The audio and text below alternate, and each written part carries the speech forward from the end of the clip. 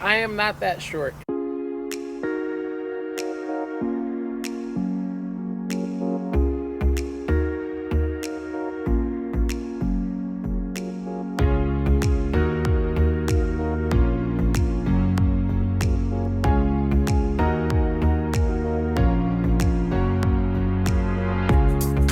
We're back at our urban farm plot again. A lot has changed in the past month, so we figured we'd take you on another garden tour here in mid-July to give you an idea of what's growing.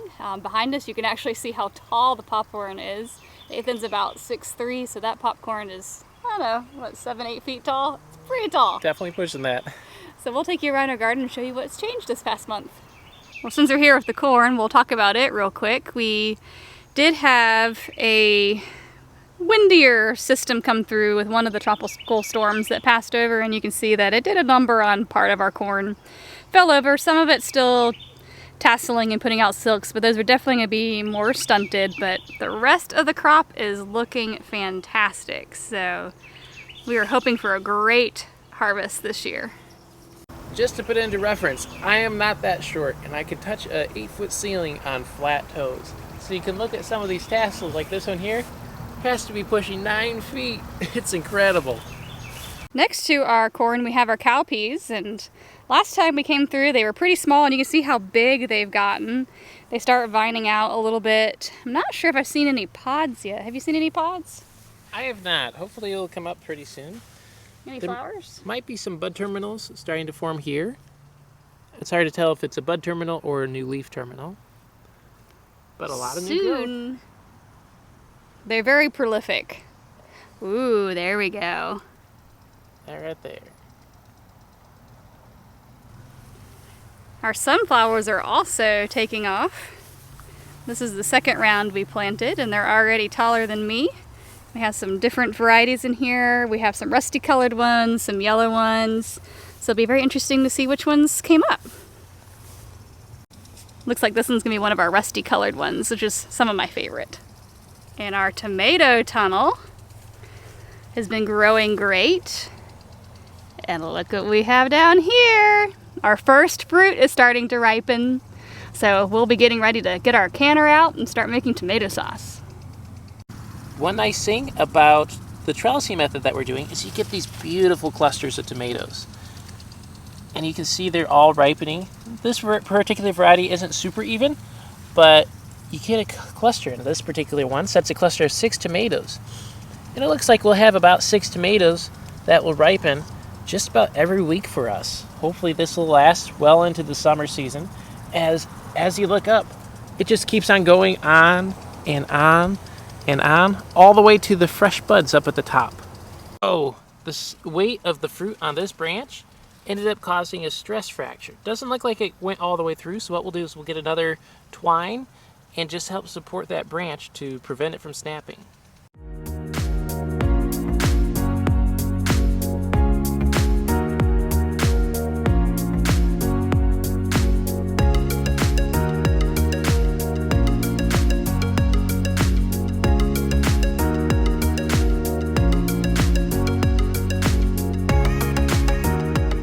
So last year we planted a beneficial insect blend of wildflowers, and you can see a lot of them came back this past year, or went to seed and came back for us. And while we're enjoying the beauty, we're making bouquets and putting them on the table at home, we thought we'd share beyond ourselves this year and sell some of them at the farmer's market. So tonight we'll be harvesting some of these flowers from the market tomorrow morning. And we've been getting great feedback. People have been loving the bouquets, so it's been fun to share them with other people. So the cucumbers are just about wrapped up for the season, which is perfect timing. We got enough to can a beautiful batch of dill pickles, which I'm very excited about. But we're letting a couple of the cucumbers ripen until they're golden. We're doing this purposely so that we can save the seeds from this particular variety for planting in future years. So we had a volunteer bean plant that came up that we decided to leave growing next to the cucumbers. And I'm pretty sure this is a Cherokee Trail tear bean. We planted them close to this area last year, and a lot of times in the Cherokee Trail tear you'll get some of these purple pods on it. So we're excited to have an extra plant of drying beans, and they're almost dry. These are almost dry. So we've had some Japanese beetles that have been attacking our beans in particular. Anytime we see them, we've been hand picking them, but this you can see is some of the damage that they leave behind. Thankfully, we caught them before they really started to multiply and wreak havoc on the beans, so hopefully, by catching them soon, we will still get a great bean harvest, which it looks like, with all the pods that are setting amongst here, we will certainly get. This is one bug that we don't need to be fruitful and multiply.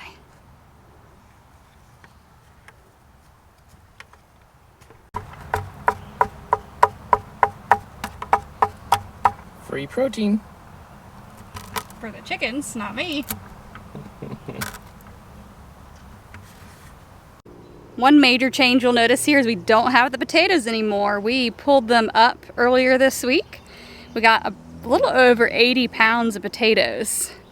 So that's cleared up a lot of space. Our plan is to plant sweet potatoes here for the rest of the summer. So we'll have both types of potatoes going into the winter. Look! Our first okra! Look at all those, are those ants? Look at all those ants on the flowers. Oh yeah. Wow. You will also notice that a lot of the onions are also gone. We enjoyed a bountiful harvest, and we left some of the onions that were still growing yet, as you can see here. This one here, the tops are browning off and starting to fold over, so that means they are now ready, but they were about that large, and you can see how much larger they got just by letting them grow a little bit longer. You can also see our zinnia started blooming. We also had a couple bachelor buttons. We picked one earlier this week, and then look at all those black-eyed Susans. We'll definitely be adding those to our bouquets that we send to the farmer's market. Vanquish the foes!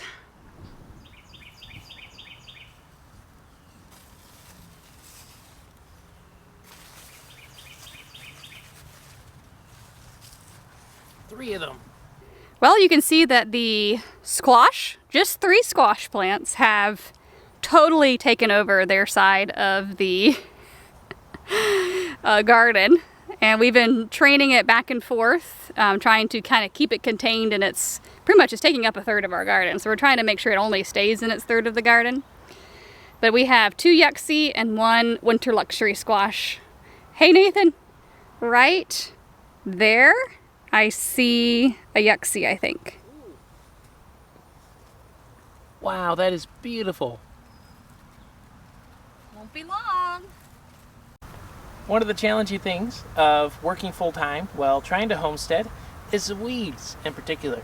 As you can see, the grass has been taking over our arnica, but even so, it's been very encouraging to see how many flowers we've been able to harvest. We're planning on making some salves from this. That way we can treat some wounds, as it helps with the prevention of bruising in particular. The chamomile, unfortunately, did not like this particular location. We're going to continue to try to do some research to see what went wrong, but the flowers were very sparse and oftentimes not the healthiest, so we're hoping that in years to come we'll be able to perfect this, as we do love a good chamomile tea. Feverfew, on the other hand, has been producing so many flowers. This is an excellent one for teas as well, as it can help stimulate fever relief. And you can also see the yellow flower in the back, which is our calendula. We've already done a packed quart jar of the flower heads, and we're starting to let some of the heads go to seed now. That way we can collect those and replant them for years to come.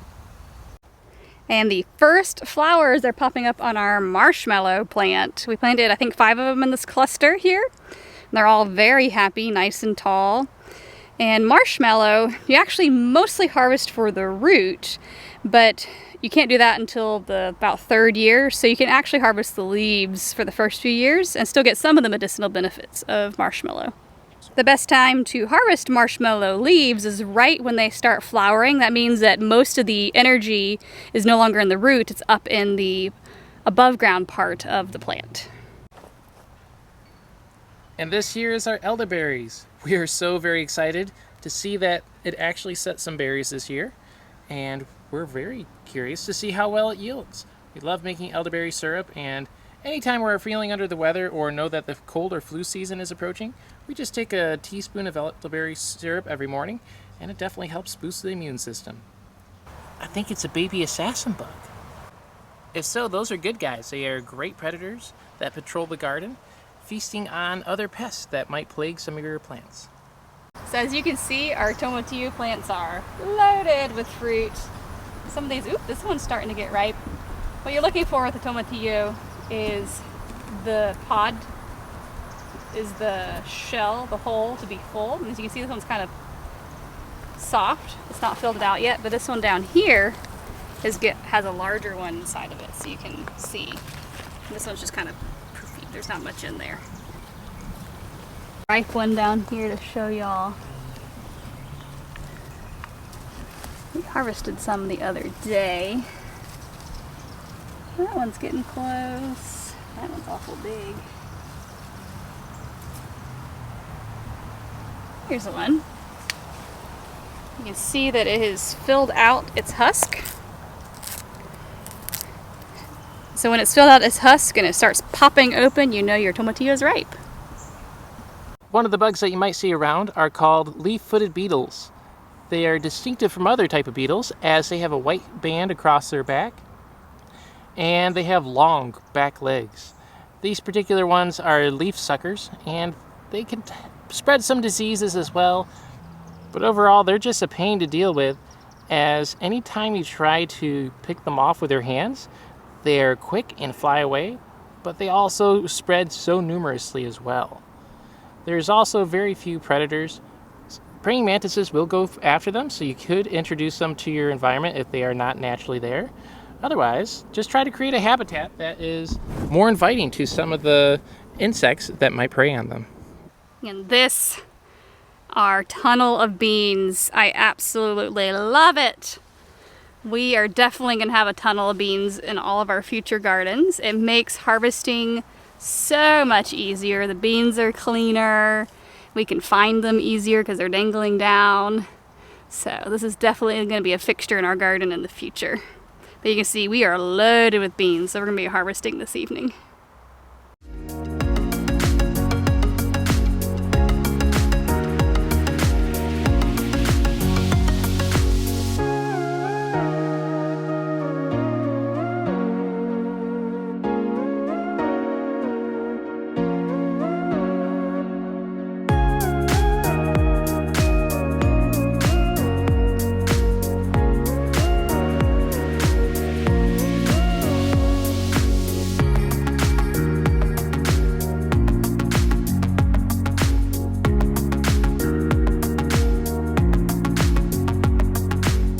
Well, we hope you enjoyed taking a tour of our garden this July. If you'd like to see more of our garden, I'll link to the June garden tour video that we did previously. And if you want to see more of our garden as it progresses this summer, you'll want to hit that subscribe button. Catch you next time.